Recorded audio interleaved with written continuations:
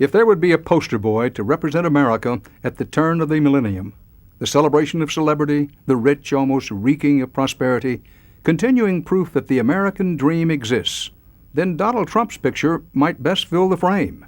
His name is on buildings, his face is in magazines and newspapers. Both are on the covers of 3 previous books, all bestsellers, and now he's coming out with a 4th. But this time, he's not talking only about his prowess to make millions of dollars. Now, he is also talking about his hope to win millions of voters. That's right.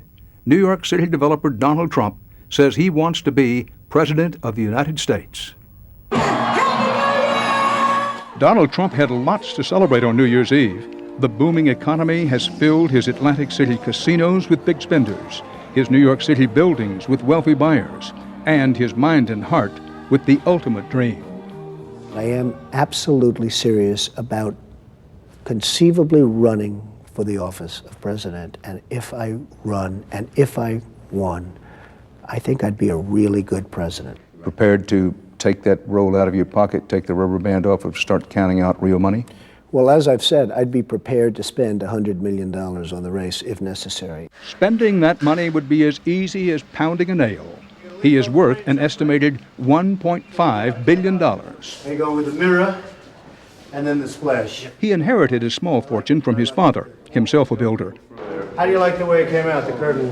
Great. But the son has taken developing and his assets to heights taller and more dazzling than any skyscraper. Good detail.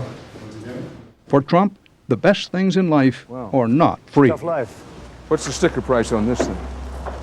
Well, it's about $350, I guess. And look at this. It's just his weekend home in Palm Beach, Mar-a-Lago, all 118 rooms of the place. His newest golf club is just down the road. Round figures, what did it cost you to build it? $35 million. Well, it's not much if you say it quickly. Nothing Well, green it's gonna be- goes unmentioned. $3 million, this area right here. This will be one of the great courses of the world. But his life wasn't so great a few years ago when he was $900 million in personal debt and teetering on the brink of oblivion. And now my company's much bigger, much stronger, much more powerful than it ever was before. Because at certain times when it seemed that there was just no hope, those are the times that turned out to be the best for me because I don't give up. Come on, let's go. Where Trump was on the go to last month was California for 2 days. Very nice group. He's beginning his so-called presidential exploratory trip. Traveling as a president on Air Force One could be a downgrade. He has masterpieces in the back and a master bedroom up front. We tagged along to see if he was serious or just showing off. Day 1 had 3 events. First, a press conference with very little press. Well, I'm here for a number of reasons. Tomorrow, as you know, there's a big speech at the arena. And I guess we have about 20,000 people for that. And then tonight we're doing Jay Leno. Trump seemed not to mind sharing the spotlight with his girlfriend at the time, a European model named Melania Knauss. Melania? Next on the campaign trail, the pre-taping of that Leno show.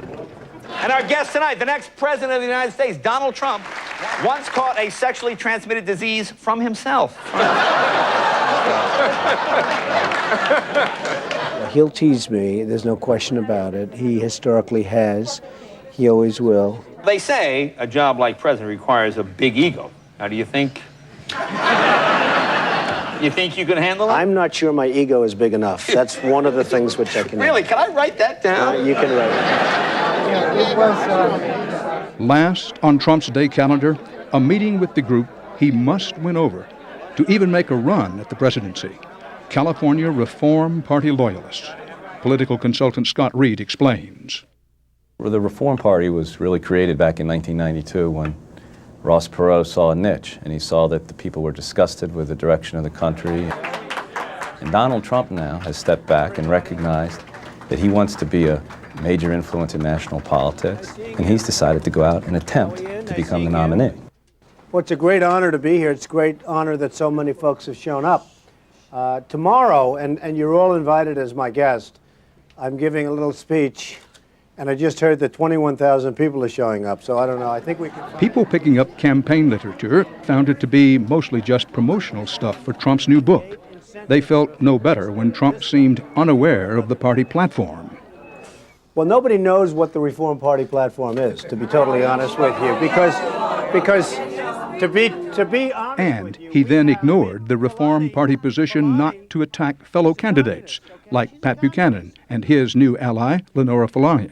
So you have an ultra-right and a communist together. This is the partnership. You can have that partnership. We don't want it. Opening night of Trump on the Stump got mixed reviews. I was disappointed because I felt that I thought he was very attacking of other members of the party, which I thought was very disrespectful. I think he came. I think you heard what he had to say, and we're excited. I think he's a con man and ought to go back to New York. Why? Because he's coming out here just trying to destroy our party. That's the way I look at it. The way Trump looks at it, he's at least better than everyone else in the race, beginning with John A little McCain. bit. I mean, he was captured. And he flew does- combat let me ask you a missions with question. distinction. Does being captured make you a hero? I don't know. I'm not sure. George W. Bush. Well, so far I've been very, very saddened by the fact that he certainly doesn't seem like Albert Einstein. Do you think he'd been governor if his father had not been president? No. Well, Bill Bradley. A man who I just don't have tremendously high regard for, and I think he'd be a terrible president. The late Sam Rayburn of Texas was quoted once as saying of the people Lyndon Johnson picked around him, I'd feel better if they'd at least run for sheriff one time in their life. You understand the spirit and the essence of that. Sure, I do, but I know the politicians, and I know how, hey, look, I know politicians. I know politicians perhaps better than you know politicians, and you interview them all the time. I deal with them all the time, at almost every level. Well, certainly you've given him more money than I have. I've given them a lot of money, and they come to my office, and they ask for a lot of money, and within the system, I give it. And, I mean, I know these folks well, and some are dumber than a rock. And I know who they are. I know the smart ones. I know the not-so-smart ones. And I know that I can do a very good job. The only job Trump is doing, according to marketing expert Jack Trout, is a snow job. It's one of the great media scams, I think, of all time, from his point of view. I don't think Donald accepts any bad press. I think just as long as you spell his name right, I think he's pleased. Then why is he doing it? Well, I think in his own mind, beyond feeding his ego, I think he sees it as a help to his business, because there's also Trump the brand, as well as Trump the ego, and he has his name on everything. Trump the brand and Trump the ego. Both at play. Part of what Donald Trump is about is selling the name. And how better to sell the name than to run for president? Am I wrong about that? I can understand it, Dan, and I'm not holding you. I haven't changed my opinion of you at all by you saying that. But the fact is that I'm very serious about it. I'm looking at it very seriously, and I wouldn't be surprised if I said yes. Let's talk about your values. What are your values? Well, I think I'm a great father. I have fantastic children, 4 great children, and I believe in family, I believe in marriage, I believe in religion. You said you value family? I do value family. In fact, I think the biggest disappointment was that I haven't had the kind of marriage that I had hoped I would. But they have been the kind the gossip press loves. There was Ivana, the divorce. She then ridiculed him with the name The Donald. Then there was Marla. First the headline, the best sex I ever had, and then the marriage. And tonight we had the perfect ceremony that was blessed by God. So. The divorce was 6 years later. As a person, as a man, what's the best thing about him? He's a loyal man. And what's the worst thing about him? I don't have the worst thing. Well, there has to be something. Nobody's perfect. I don't have it. He's doing a good job. Wow. Donald, I think you would agree, this is not your average thinking about running for president picture. I would say this is a little bit different. I agree with that. This is a little bit different. And different, too, was the main event on his second day of campaigning in California. Amazing man, Donald Trump! Remember those 21,000 people Trump said were waiting for him? It turns out they were there for motivational speaker Tony Robbins. Trump was the paid entertainment. He says his fee was $100,000. His message appeared less high-minded than mean-spirited. Get even. When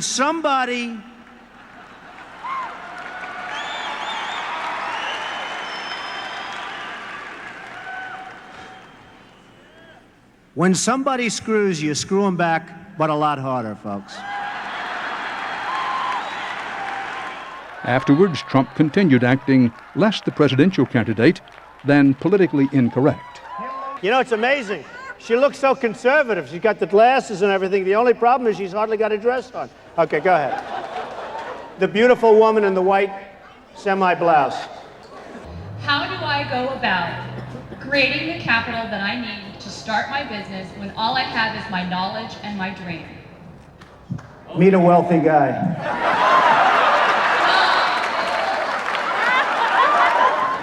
How you doing, fellas? How you doing, babe? How you doing, fellas? It should not be surprising that Trump has some popularity with the kind of people building his newest skyscraper, blue-collar working men. They enjoy the Donald, acting like the Don. How you doing, everybody? Hey, fellas! But these are among the few attaboys he's getting. Recent CBS News polls find that Trump has the highest unfavorable vote the poll has ever recorded. Business consultant Jack Trout says it reveals Trump's true intentions. Number one, he would never spend the money.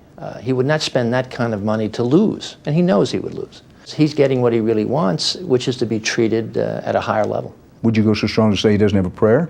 I would say he doesn't have a prayer. Yes, I was. To me, there are marketing situations which, as we say, the impossible is impossible.